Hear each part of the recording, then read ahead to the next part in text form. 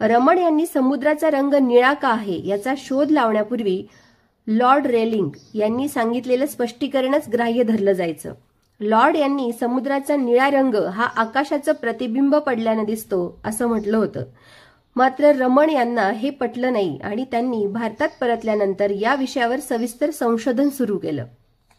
4 वर्षाच्या अथक परिश्रमानंतर संशोधनातून त्यांनी असं दाखवून दिलं की समुद्राचा रंग पाण्याच्या रेणूंद्वारे निर्माण होतो आणि समुद्राच्या पाण्यातील रेणूंमध्ये सूर्यप्रकाश विखुरल्यानं पाण्याला निळा रंग मिळतो. याच संशोधनाला रमण इफेक्ट असं म्हणतात. रमण इफेक्ट ही एक दुर्मिळ घटना आहे.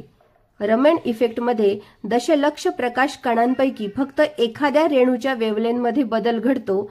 या संशोधनातून प्रकाशाच्या रेणूंच्या गुणधर्माचा सबळ पुरावा सापडला. डॉक्टर सी व्ही रमण यांनी